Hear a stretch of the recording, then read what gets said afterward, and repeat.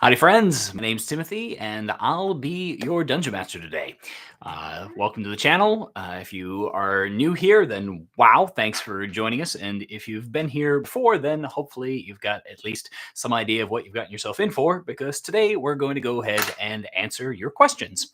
A lot of them have been submitted previously through one of the links that I put out there for people to drop them in there, or else you can drop them in the chat today, and we will go ahead and answer as much as we can reasonably answer in about an hour of time that we have available. If we wrap it up sooner, we wrap it up sooner. But appreciate you all for being here and excited to dive into answering some of these questions, which is just one of the things I try to throw in on top of answering your questions in more detail on the musings. So some of these questions should just be sort of quick, snappy answers, hopefully. If there is anyone out there, then please do take a second to pop a comment into the chat so that I know that there's somebody watching, because it really helps me and it improves my energy levels and makes me feel like I'm not just talking to myself here, which I greatly appreciate. Also, I did pop up the Q&A, so you can go to the Q&A channel on the chat in order to leave questions there that you might have that you want answered in a little bit. And that way you don't get anything missed just because some chat lines are running past. Welcome, Jacob. Thanks for giving the old 07 so that I know there's at least somebody hanging out with me today. Appreciate you. Well, without further ado, we're going to go ahead and dive into answering some questions. This month, our first question was submitted by Alson, who asked for thoughts on players that create backstories together before the campaign, and what kind of an impact that has, and whether or not I prefer to have people creating more of a focus on party dynamics instead of or having individual backstories and those kinds of things. So, thoughts on creating backstories together. I like to create opportunities for players to tie their backstories together to some degree or the like, at least. It would be pretty cool for a group in an individual situation to perhaps get together and create a linked backstory for all of their characters as to how they know each other and where they're from, and maybe having grown up together, those kinds of things. It can be a fun niche sort of story start, but it's not in any way, shape, or form the norm. I would say that typically speaking, when it comes to backstories, most people go off in their own little diabolical corner and they start playing in their mad laboratory with different builds and ideas and characters and stories. And then they come running in with these individual pieces rather than having a grouped together backstory. And I think that that's probably not a bad thing for your game. Part of Allison's question sort of implied that maybe having a group together backstory would lead to a more party dynamics group thing, whereas having two players get together and build their specific backstory together might mean that the two of them were just separate from the rest of the group. Or if everybody runs off and makes their own backstories, then maybe the story would be scattered and loose. I don't really find that a lot of those approaches make much difference at all, except for in individual players' situations. You are going to have players that they're just more comfortable role-playing with their significant other or with the other person that they're prepared with. And so most of their activities and interactions are going to take place there. And that's just a matter of player comfort. Drawing people out of that is a great thing to do, but trying to force them out of it by restricting people getting together to build their backstories is probably not the best trick. I personally like to have everybody run out and make their own stories and then find little points that they can intersect with one another. I give a number of different prompts during session 0 so that they have a reason to either trust, like, or know one another in some fashion or another. Rumors about each other that can be spread around so that they have some information to go on, whether true or false, in order to find give opportunities to build those relationships and delve into each other's characters' stories a little bit. But I don't think that there's any one way for creating backstories that is going to mean that you have a better experience at the table. I hope that answers your question, Allison. And it was a little bit, I had trouble reading it and figuring out exactly the point that you're looking for there. So I hope that that addresses it for you. Welcome to Spencer and Nakaris. Thanks for joining us. Appreciate having you here. Our next question was submitted by Nathaniel Thomas, who's had a couple of questions answered before, supporter for a while. Well, thank you for submitting another, and asked how I handled the describing of contents of a library or an NPC's home so that players can understand what is available. And there's a lot of extra stuff that he gave in there that that actually answers a number of great ways to potentially give out this kind of information. One of the things that I try to do when introducing somebody to a new scene is to start wide and work my way towards more specific things. If there's nothing in a specific scene that just stands out and should grab a player's attention, then you want to make sure that they know the sort of broad strokes of what is available for them to show interest in, and then you reward people's interest with greater and greater depth depending upon the amount of interest that they show. If they show an interest in the books on the bookshelf, then you're going to want to be able to give them a little bit more information regarding what books are on the bookshelf than if they just see that there are books and are like, boring, I don't read, I kill things. That their level of interest should determine the amount of information that you give people. And so when you're describing, for instance, a library, the stacks of books and the moldy sort of paper smell in the air and the dust filtering through the sunlight, those are all great little scene setting details, and stacks upon stacks of books, rolls upon rolls of parchment. And then when they look for more information or when they're searching for a specific something, that's when you start delivering more detail. There's a number of options for creating these kinds of things. One that if you're looking for on the fly is to go to auto roll tables and look up a bookcase, and it will randomly generate you a handful of books. So that you've got information to pull off. If you're just looking for something that's detailed enough to answer the questions without having to prepare everything beforehand, which can be a total drag, then that is one way that I would go.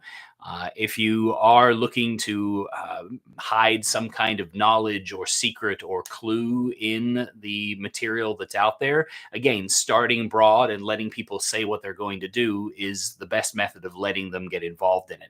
If they're saying, well, we want to just read the books, you're like, well, they'll take this amount of time to read those books. You don't have that kind of time. What are you looking for? Well, we're looking for this secret knowledge that we were sent here to try and find. We want to find out about this monster that's bothering us. Well, okay, then go ahead and make an investigation check is a great opportunity to bring out a skill check to be able to find the right kind of section, find the right book. Maybe it might be hard to understand, and you could add further skill checks like Arcana or Religion or Nature in order to be able to decipher the diagrams and the information that is offered and dumb down the really fancy words of Latin that are being used. You can build sort of a skill challenge in order to go in deeper. But if you try to just give people the entire listing of everything that's there, you're going to quickly get a lot of eyes glossing over. And I do lead a lot with the descriptions and a lot with the dice rolls. I would say that the dice inform the descriptions. So when somebody makes an investigation check, I give them a lot of descriptive of how that works out, depending upon how successful or unsuccessful their roll is, so that they gain the information. Unless, of course, it's something that would just be really obvious. For instance, if there's a hidden trapdoor beneath a rug and they say, I'm going to roll up the rug, you don't roll a check to be able to find the hidden trapdoor. They just rolled up the rug. They are clearly searching for exactly the right thing. So the more specific somebody is in what they say they're looking for, the more specific the information you should give them based on their action, and the less important the dice roll becomes. if somebody said to me, hey, I think that there's a swinging scythe trap at this weird gap that we spotted between these two rooms, can I take a look in there and see if I can find that? I'm not going to make them roll a check to find the scythe trap if there's actually a scythe trap there.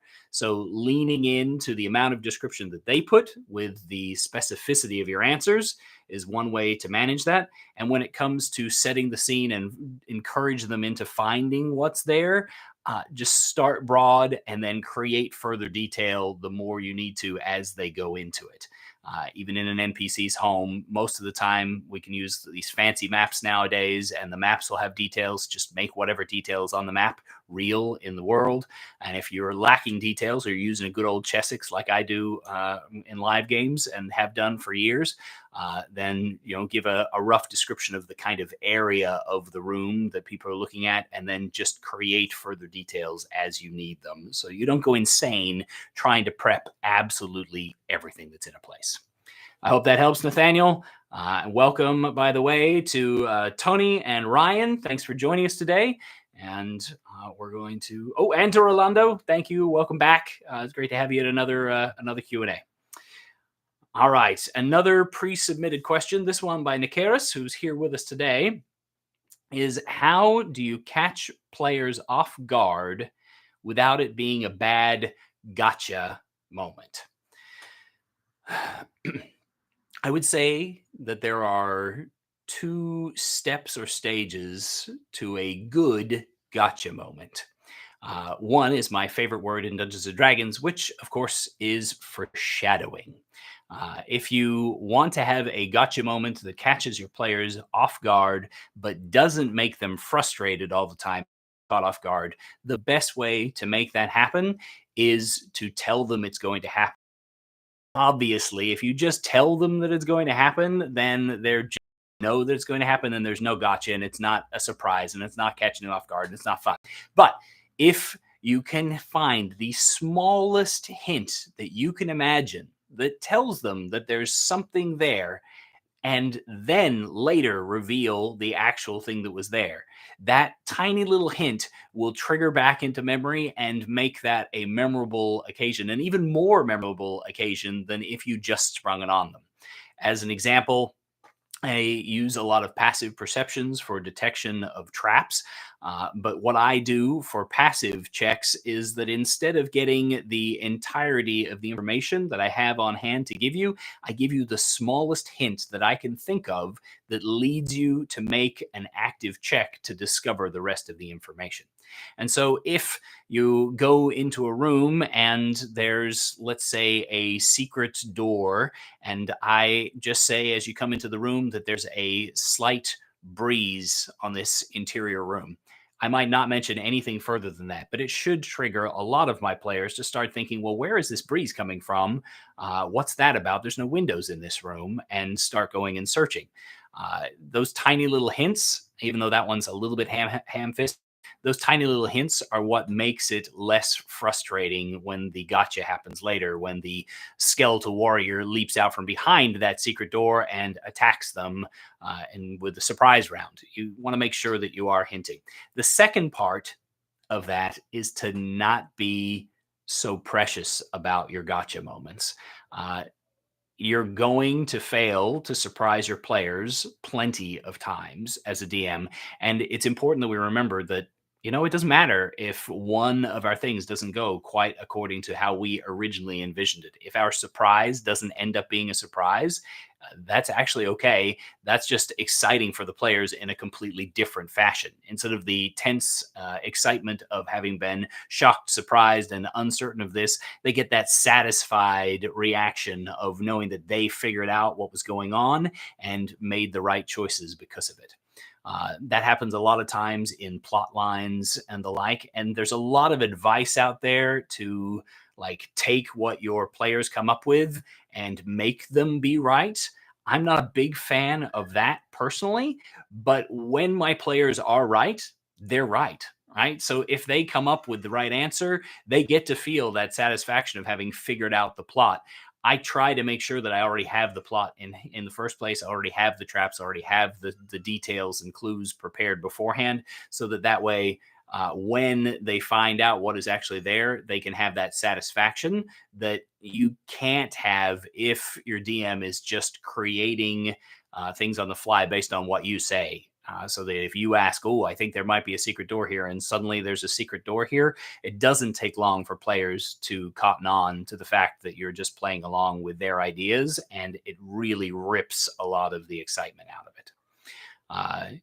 Nikaris, if you got a follow up on that one, please feel free to ask. I hope that that gives a general idea of how I feel you can catch your players off guard without being the awful gotcha guy. Another submitted question was from Eric Pierce, who asked, can a creature that is blinded during combat cast a fireball?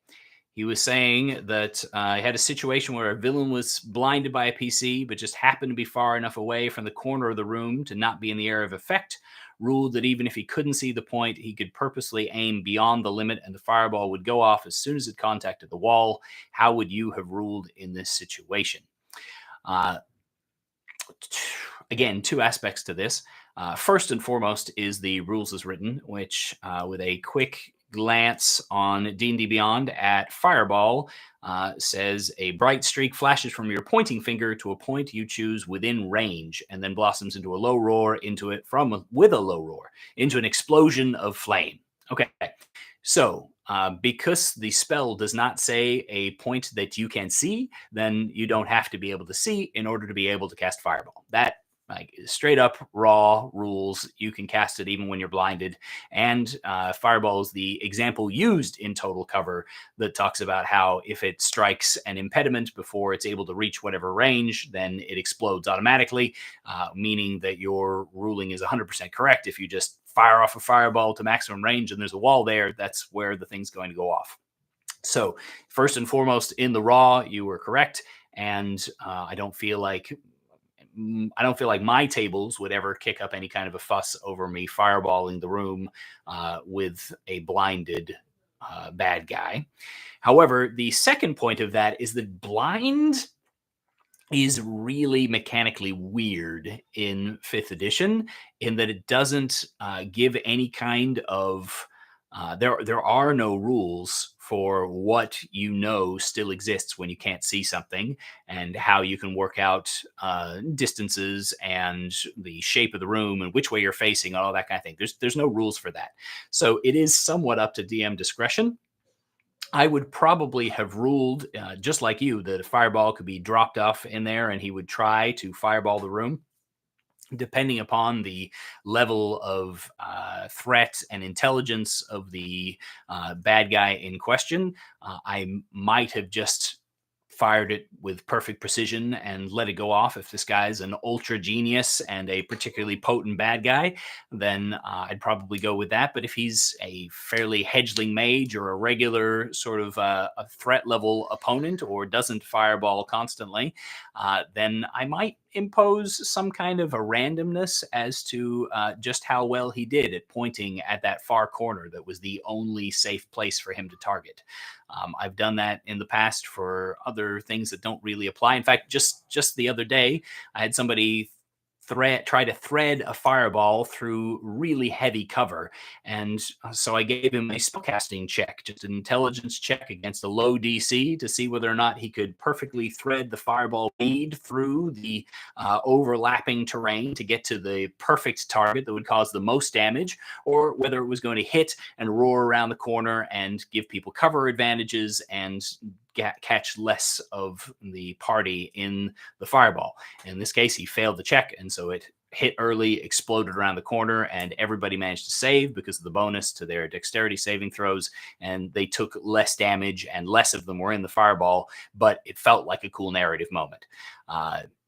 Similar sort of thing with blindness. I would potentially use my handy D8 to see if he targets in exactly the right area and maybe put him off by 5 feet in one directional point as to where he's pointing. I've recently been doing some physical therapy for my neck, and one of the things that they've got me doing is wearing a laser on my forehead even though I'm not a shark, and having me turn my head back and forth and try to cut a piece of paper in half with the laser across the way on the wall. And then they have me do it with my eyes closed and have me stop while I'm pointed right at the little circular dot that they've got on this piece of paper. And I can tell you now, it's actually really, really hard to know which way you're facing as soon as you close your eyes. As soon as you are blinded, it is really challenging. So I feel like adding a little bit of randomness to that will make your players feel happy, and also just adds a little bit of fun and realism and change to the table.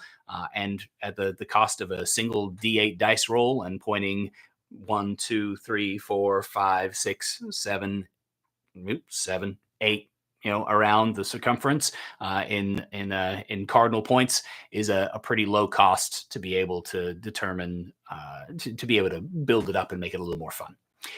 Anyway, that's just a bonus point on that one there, but I hope that answers your question, Eric, and thank you for submitting that one beforehand so that I had it to work with. Spencer had a question related to something that's coming up. If you haven't seen it yet, we have a upcoming video where I'm asking people to submit backstories to me so that I can go through them from both a DM and a player perspective to try and offer advice on how the DM can pull from that backstory to create different plot hooks and tie-ins to their adventure, and how a player could enhance that backstory in order to be able to get more fun at the table and a more rich and varied character. So if you haven't already seen that, feel free to take a look in the community tab and maybe drop me an email with your submission for that upcoming one. But in response to that, he asked the question of how much is too much or not enough backstory. This is going to vary super wildly by both DM and player. I know that, for instance, I'm a big fan of the Angry DM, and he's got a wonderful blog, lots of great advice, really smart dude. He hates player backstories of any real significance because he wants to tell the story at his table. And I've heard a lot of other people that are like that too. First level character, they're like, you're a first level character. You shouldn't have any cool backstory. You should have just this tiny little nothing of like you grew up in a town and decided you want to be an adventurer, and that was about it. And then, of course, I've received 9-page long novellas on a character's backstory with every detail of their life and their massive, wonderful adventures throughout the realms. And this is really sort of their epilogue story that we're telling instead of their first story. And then you look at the fact that they're level 1 and you start scratching your head about how they managed to not get any experience from the things that they went through. Obviously, those are the two extremes. And I personally like somewhere in the middle. I like a backstory that tells me where you come from and why you're going where you're going.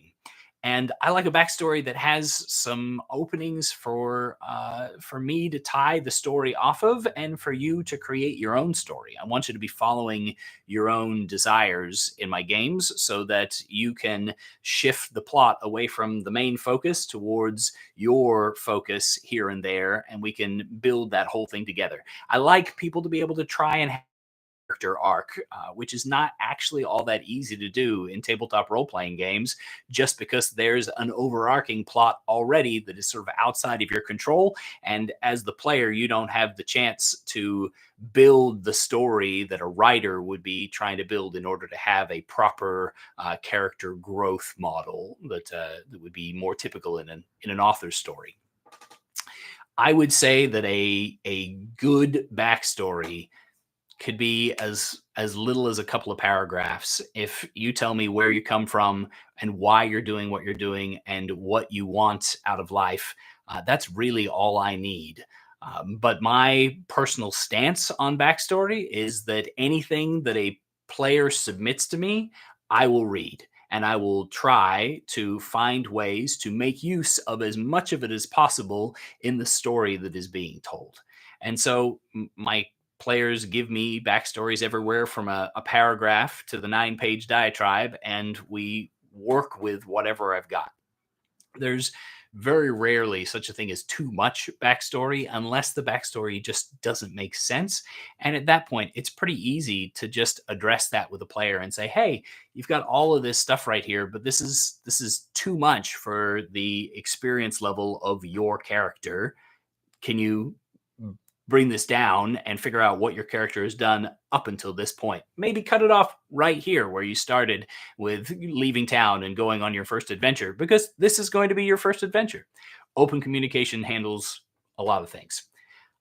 So unfortunately, Spencer, the real answer is it's going to be up to you how much is too much backstory at your table or too little backstory at your table. But the answer to solve the problem is to talk to anybody who falls outside of those norms and just encourage them, ask them questions about their characters. Having a quick questionnaire to get the answers you need is an easy way to be able to get enough backstory, and you should be able to answer those questions easily enough if somebody submits a great big long one.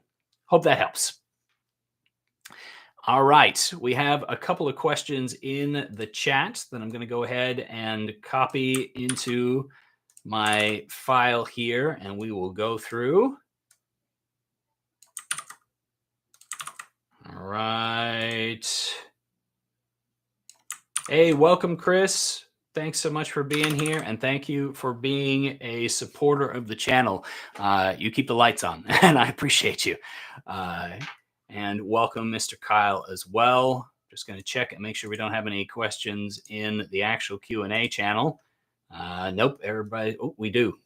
I'm going to prioritize Tony for being such a good rules follower.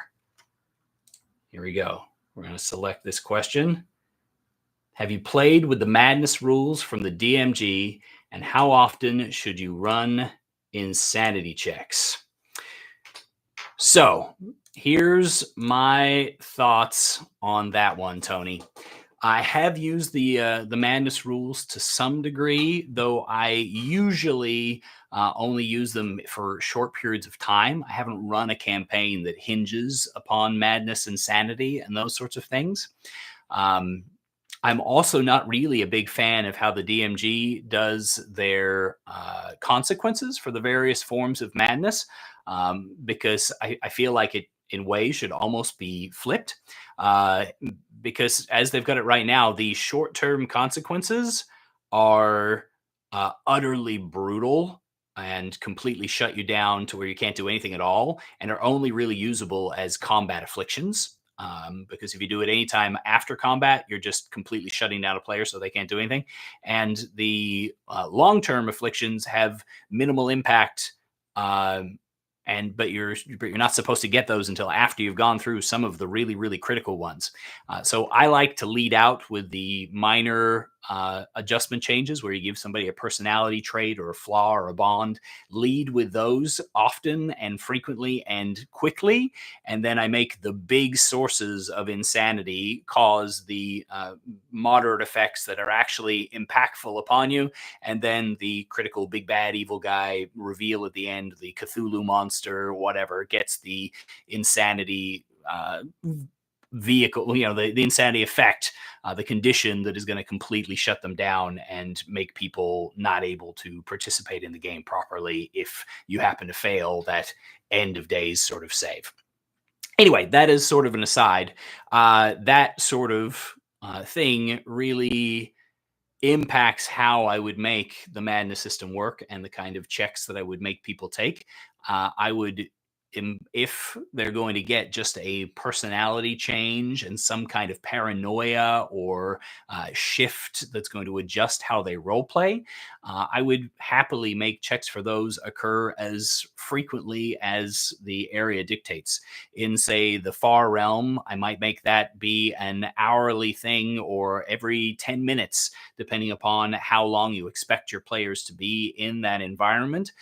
but it could easily be an hourly check to avoid gaining these paranoias and minor influences.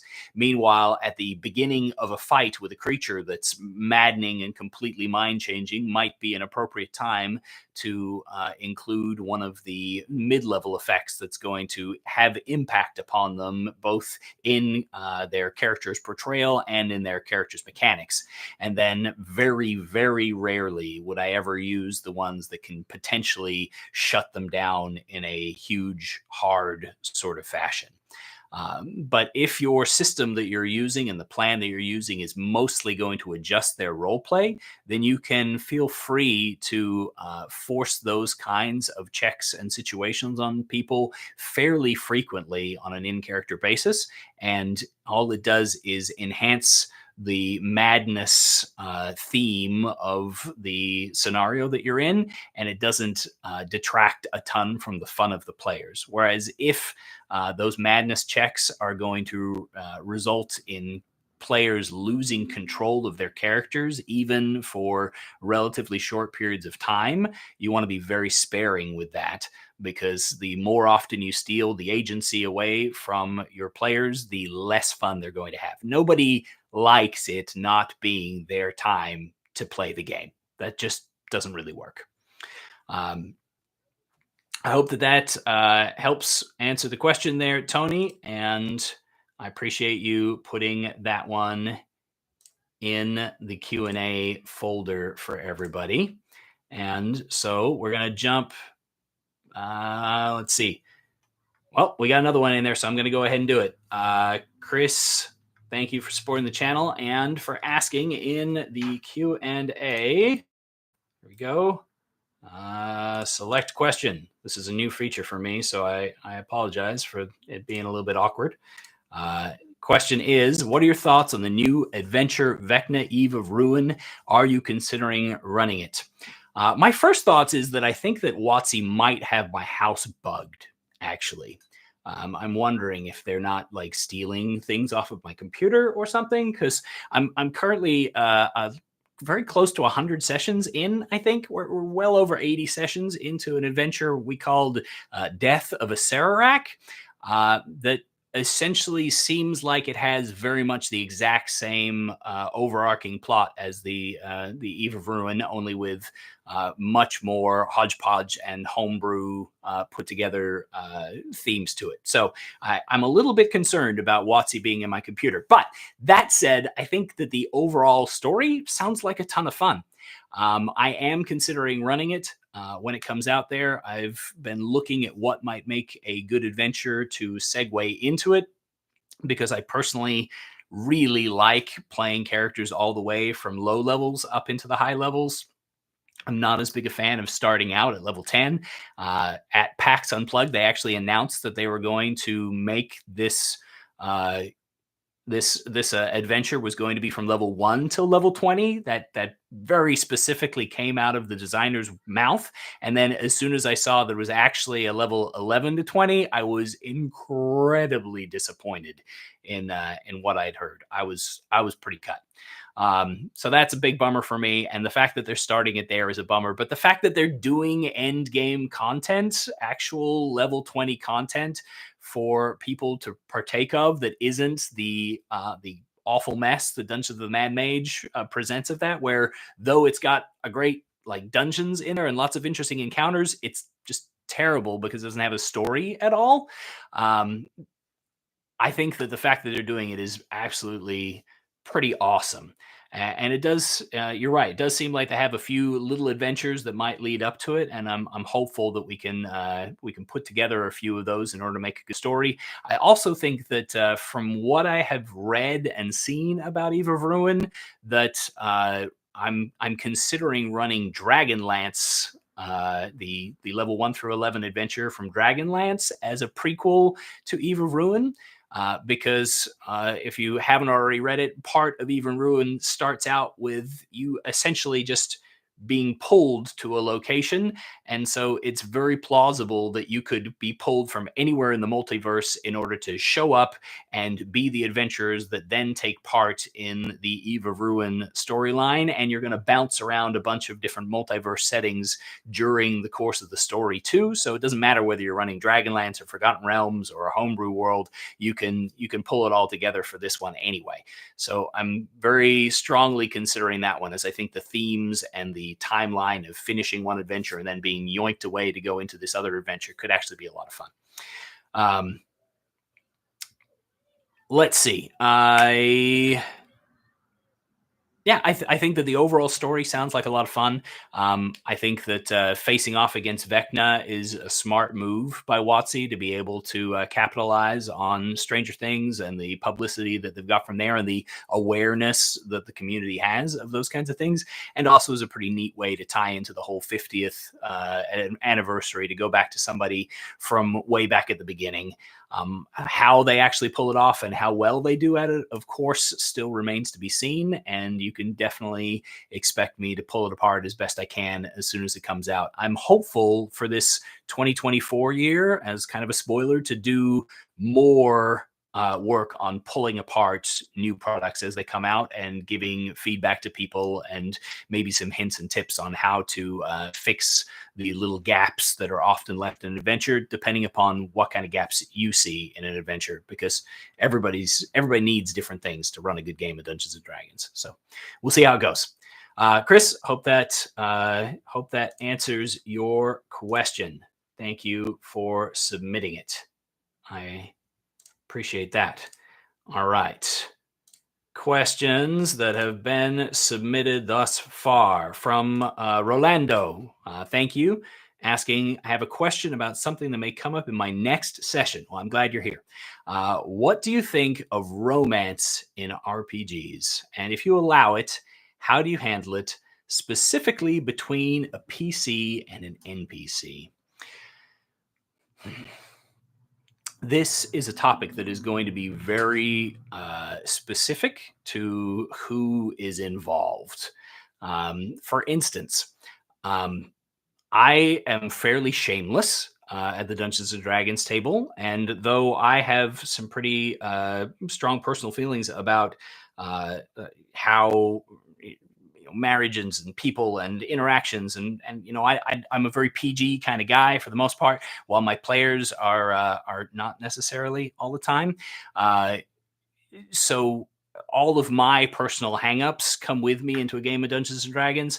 And when it comes to romance, I have rules, right? For me personally, I don't remotely flirt with or allow romantic interactions between any of my NPCs and a female player's character.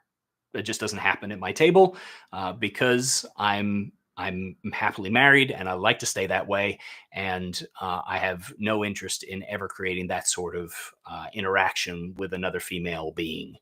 That's just not something that I'm comfortable with. I will, however, as men or women flirt outrageously and make innuendo and comments and the like towards any male player's character at any time. And that doesn't bother me in any shape or form, and sometimes creates some pretty hilarious laughs.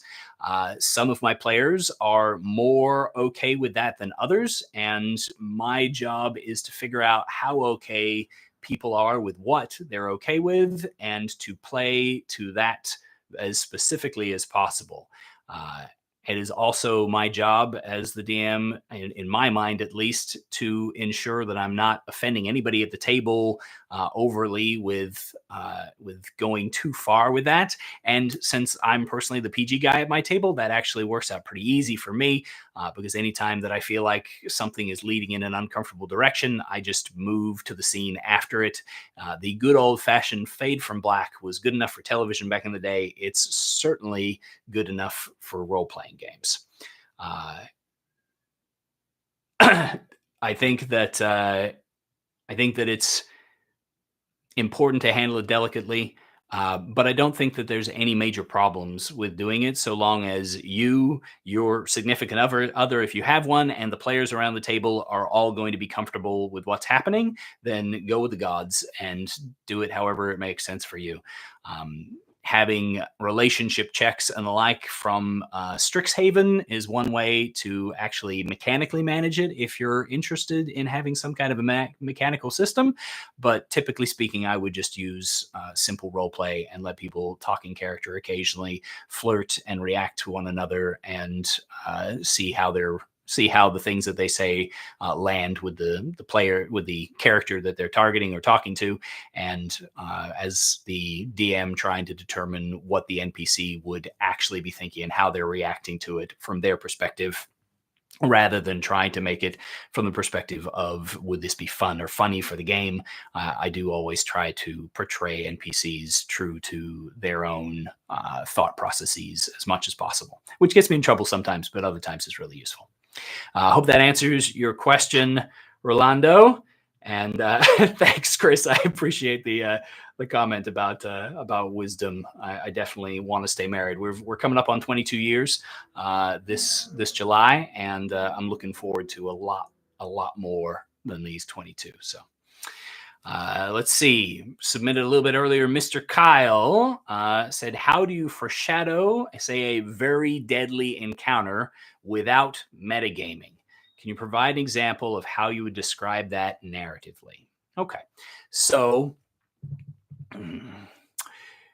there are a number of ways to foreshadow a tough encounter. Some of the easiest methods, just to give something off of top of my head, would be, say, for instance, if your group was in a dungeon, and you know that deeper in this dungeon or on the level below of this dungeon is out of their league and they can't face it.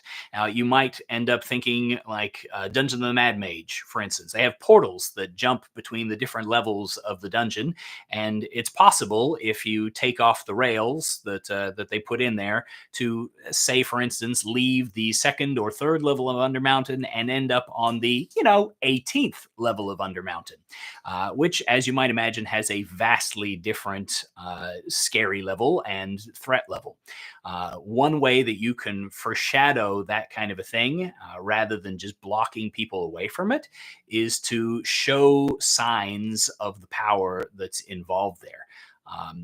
One of my favorites is having a slaughtered adventuring party. If you were to open up that portal and peer through to the other side and see this adventuring party in shining plate mail that's been ripped and torn asunder, and they've got a magical staff that you recognize that's been snapped in half. Those are some pretty clear signs to a group that something pretty stinking deadly is on the other side of this portal, and maybe they don't want to mess with it. It's easy enough for you to then just describe that scenario to them. Another way is to have minions of a creature that refer back, or that are calling for assistance, or that are laughing towards how powerful the players are, because they've got this other thing.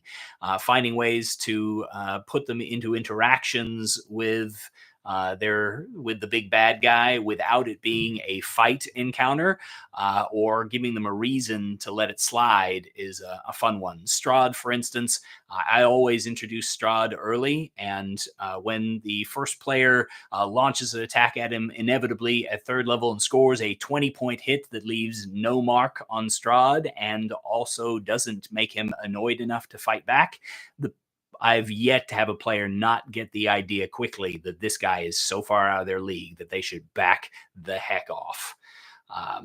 If you do just have an encounter that is particularly deadly, you can have survivors of that encounter staggering into the locale in order to tell the players. For Monster Hunter campaigns, that makes a great way to deliver information about a creature that might be out of their league, signs of the things that they've killed, signs if you've got a creature that they had a hard time fighting previously, and then two of them are dead outside the lair of the creature that they're about to approach. Well, that does tell them quite quickly how dangerous this thing is. It's another way you can use an encounter with a minion or a lesser creature to build that up by letting them encounter that, deal with it, have a fight that feels kind of tough, and then give them the narrative description of 2 or 3 of them that have been slain, obviously with a single blow or caught by surprise and easily decimated. And it's clear that the fight was not a struggle on 2 sides, but just a slaughter against these creatures that your players had a hard time fighting against. You can use a lot of those kinds of things to foreshadow the danger level. Also, your narration is going to be pretty key and tends to throw out a lot of clues as to how dangerous something is. When you've got lots of hit points available and you just describe the blow as glancing off and not really causing any harm at all, and the confidence level of the creature, then you're foreshadowing in the situation the danger that people are in. And you don't always have to give them so much information that they know beforehand how deadly everything is, but it's really important that you're making sure that they know what they're in as soon as possible so that they can explore opportunities to escape and stuff. I hope that helps, Mr. Kyle, and I appreciate your question. Chris has another question. Had another question a little bit earlier. No, it was a comment actually, just saying using AI to help develop succinct backstories without getting too much in the weeds. That is some really awesome advice. I don't like to use AI to create a lot of things or ideas, but I love how good AI is at summarizing, shrinking down, or making more useful the information that you already have. Great advice. Just as a reminder for anybody who's joining us, we do have a Q&A spot for you to submit questions. That's pretty awesome, so feel free to drop that one in there. And we also have a question here from YAGSIPCC. I don't know what that stands for, but it's long. I'm calling you Yag. Sorry, sir. How do you feel about AD&D? I think it's the best edition, beside the layout swapping between books. And that was annoying. And you started with 4th edition, then 3.5 Pathfinder is core. Okay. I started with 2nd edition Dungeons and Dragons, worked through to 3rd edition, went through the transition to 3.5, went to 4, play 5th, obviously. I've played a number of other indie systems, played Pathfinder for a little bit, and bounced around all over the place. I never did play the original AD&D or D&D, just the 2nd edition version thereof.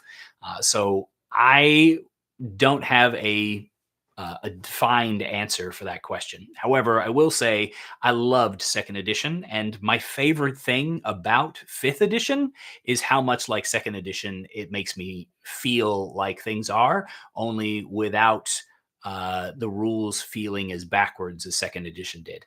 One of the things about 2nd edition, and I believe the original edition of AD&D, is how often you had to refer to the books in order to resolve differing things, because the method of resolution was not the same. The D20 system that 3rd edition pioneered was revolutionary because it kept everything on the same dice roll in order to resolve everything, and it made it simple with just a roll dice, add bonuses, hit the target number. Whereas THAC0, everybody has very fond memories of doing reverse math for THAC0 and finding it annoying, even though after you got used to it, it was pretty straightforward and everybody pretty much understood what was going on. But then you go from THAC0, where you need to roll above a certain number, to then you're looking at saving throws where you needed to roll below a certain number. And then you had your skill checks where you were rolling a completely different dice, and the bonuses were just from weird places. And your different stats provided different bonuses, each independent of one another. There was a lot of additional hoops to go through in order to gain system mastery in the older editions, which is not to say that those editions weren't masterful and amazing. And those people who take the time to become masters of those systems, there's a reason why they're still played, because they're awesome. But fifth edition is much more approachable in my mind, because of the fact that it uses the D20 system, and they've gone to a great deal of effort to make sure that everything is simple enough so that basic system mastery is easily gained, and from there you can push on to higher degrees of mastery. Whereas the older editions, you had to attain a large amount of system mastery to be able to avoid consistently and constantly referring to the books for every new situation that you're in. So that would be my downside note to AD&D, but man, it's a great system, great game, and my favorite part about 5th edition is how much like the old games it feels, only easier to run and easier to play.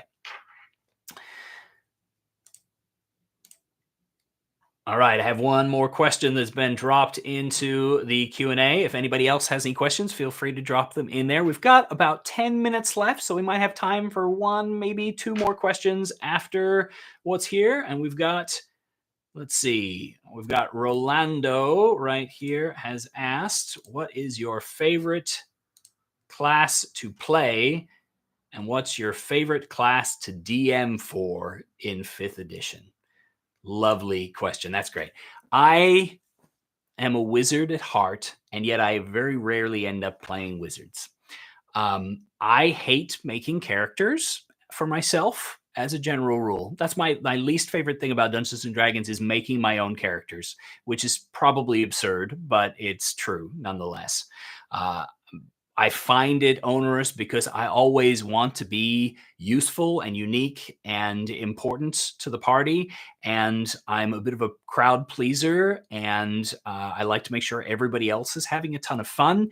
And so what I end up doing for creating characters is waiting until absolutely everybody else has made their characters, and then asking, well, what do you think is missing? And what don't you have? And then I play whatever role is missing in their group. If they don't have a rogue type, I play a rogue type. If they don't have a wizard, I play the wizard. If they don't have a cleric, I play the cleric. So as you might expect, I end up playing the healer a lot because nobody else does. But that said, wizard is my favorite class to play because I love the mindset of like being prepared, and I love the god wizard style from Treant Monk of trying to figure out what spells I can have that don't just deal damage on the battlefield, but that change the battle so that my companions can succeed and win the encounter with less resources, so that everything I'm doing is about enhancing the other people, or weakening the bad guys so much that my impact is more important than dealing damage, which is actually harder to do in 5th edition than some editions, but is definitely doable and is very rewarding when it works. However, when it comes to what my favorite class is to DM for, I would probably say that I really enjoy DMing for marshals more than I do DMing for spellcasters. Um, I really love rogues in particular. I love DMing for clever players that want to engage as an expert without a whole bunch of special tools up their sleeves. Not only does it mean that I always know sort of what is available and possible for them to do, which is a lot harder to do with spellcasters in the mix, but also it allows me to like dive in deep on tiny little details and pieces of interest and highlighting their expertise and their skill at what they're doing. So those are really fun, until of course you get reliable talent, and then I hate that ability. So that's just a personal pet peeve. But rogues are probably my favorite one to DM for. Interesting question. Thank you, Orlando, for asking that one. That was fun. All right, I'm going to mark that one there as answered. And we're going to go ahead. Necarius asks, here we go. Still working with this new thing. Do you have a cool hag bargain or deal story as a DM or a PC? Okay, let's see. So Some of my favorites. One of our campaigns just recently wrapped up.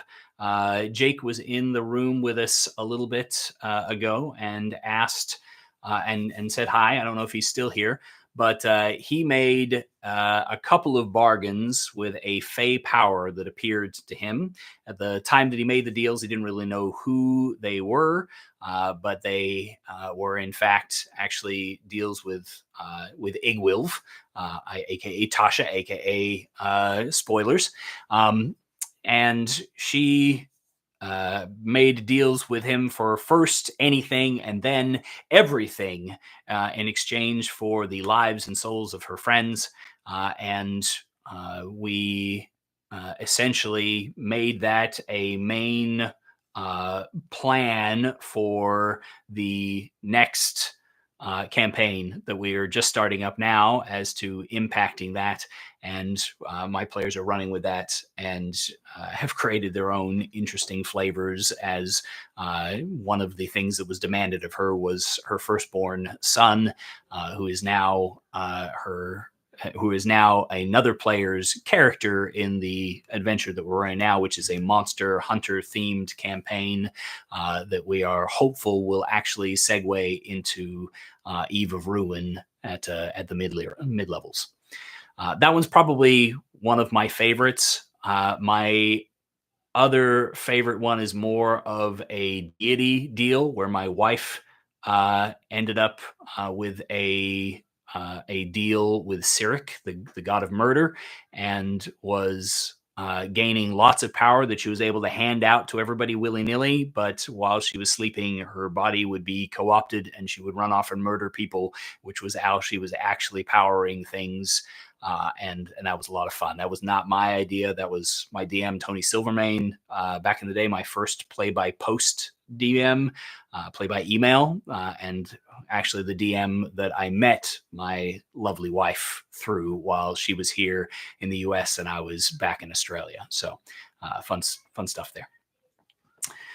All right. I hope that answers the question for you there. That was a fun one. Thank you for bringing that one back for me. Gonna close that one and take a peek. I think I see another question or two that slipped past. Are you going to have any new campaigns starting in the near future, Chris? I believe so. I'm running 6 games. I've got 2 of them that are early enough to say that they're going to be continuing for quite a while, and then I've got 3 of them that are in the upper echelons of play. One of them's past level 20, so we will be starting another campaign with that one in the next couple of months, most likely. That one's the nearest one. However, the question of whether or not I'll have seats open, that of course is another thing, because it depends on if everybody can continue with me, which I hope they can. But if not, then there'll be some openings. If you're looking to keep an eye out for those sorts of things, go ahead and contact me through Start Playing Games, or send me some kind of a message and I'll add you to the list. I know you're already on the list, so I appreciate you. Thank you. I did see a question that I missed earlier from Joe Oak, asking how many sessions do you think a level 1 through 20 campaign should be? In my experience, the answer is around 90. 80 to 90 sessions is a level 1 through 20 campaign at my table. I always breeze past level 1 and 2 for levels 1 and 2 for my tables that have got experienced players. So it usually only takes about 3 sessions for that. And then after that, it can be anywhere from 3 to 7 sessions per level after that, usually faster at lower levels and slower at high levels, as you might imagine. And we go on. But usually it takes me about 80 to 90 sessions or so for most groups to reach level 20 and complete their stories. Oh, sorry, Jake. Did I miss a question from you?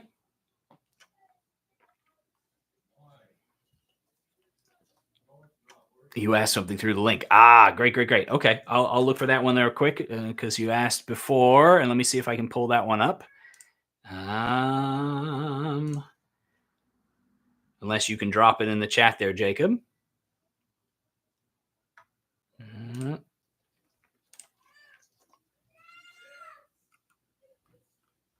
Yeah, it's not throwing up on here for me to be able to view it, but if you want to just drop it in the chat, I will gladly respond.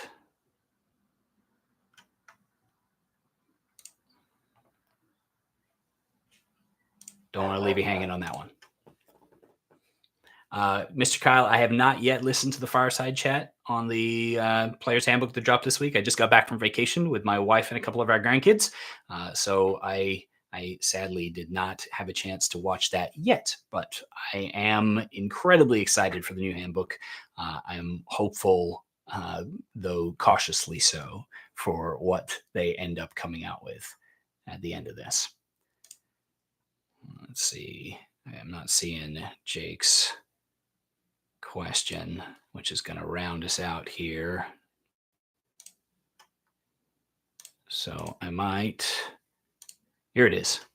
When designing homebrew monsters, do you have a base monster that you compare the homebrew to? For instance, the difficulty of a dragon is well known, so you make a monster equal to 1.5 dragons. So I don't do it in the method that you are stating there, Jake, in that I don't like plan out, oh, this is 1.5 dragons. But what I do for almost all monsters, and maybe it's a little bit of a cheaty thing for me, but because I build most of my stuff on Foundry Virtual Tabletop, I've already imported from D&D Beyond through a cool module and a Patreon for a guy that I run through every monster that I have paid for on D&D Beyond, which is every single book available on D&D Beyond. It's something like 2,370 odd monsters now. So usually when I'm creating a monster and I want it to be a homebrew something, I literally go and find something that has the bones that I'm looking for, and I pull that into Foundry, and I use that as the basis for my monster. And then I pick and choose abilities from other monsters or create custom ones and drag and drop them into the creature, and then adjust the hit points, armor class, and CR accordingly to the new power level of the creature that I'm dealing with. Especially when if you're going to be doing all this on paper, I still feel like it's a super valuable way to build your own homebrew so that you end up with something that is in the right power level to what you're expecting to do. If you pull a creature of an appropriate power level and then you just adjust the damage level up, the hit points down, the armor class up or down, the flight and maneuverabilities, resistances, vulnerabilities, if you make those adjustments, build in your own homebrew traits and the like the ones that I love to share on my shorts and everything, pulling those kinds of things in is a lot easier if you already have a base, rather than going through what I feel like is a really tedious creation process using the Dungeon Master's Guide. If you do go through that entire process, you do end up with the same essentially thing, but it takes a lot more work. So I like to tweak something that's already in existence and then just completely change the fluff and flavor. And players don't need to know that you started out with a dragon when you built your slime beast. They don't need to know that. All you need to do is pull the slime beast, pull the dragon in there, change the name of all of the different abilities, make a few tweaks here and there, and boom, slime beast instead of dragon. Easy. Hope that answers that for you, Jacob. I did notice that I missed one other question, so we're going to answer that, and then we're going to be at the end. And that question was, how did I rate Wheel of Time as a TV show? I really enjoyed it, actually. I know that hardcore fans of the books, like the real diehards, are probably going to be mad about some of the little changes that are made, but I'm not one of those guys. I like a good movie or a book that's based on I like TV that's based on a cool book series, and I'm okay with there being changes and adjustments made. And I thought they did a really good job in a lot of different ways on that series. It's a lot of fun. It's a little bit graphic for my tastes in a few spots, but outside of that, it was a good time, and I'm looking forward to the next season whenever that drops. All right, friends, that brings us to the end of the April Q&A. I hope that there's been something that was said that was useful to you today. Also, again, a huge shout out to our supporters here on YouTube and the Tank Class supporters that keep me going on my different musings every week. Please do consider joining them and getting your answers, your questions answered in depth instead of these short, quick, and dirty ones on the Q&As. But if you have any questions, feel free to leave them in the comments on this video after it posts, or through the link signup.dmtimothy.com/Q&A, and I will be sure to answer them for you next month on the last Friday. Thanks so much for joining us. Happy adventuring.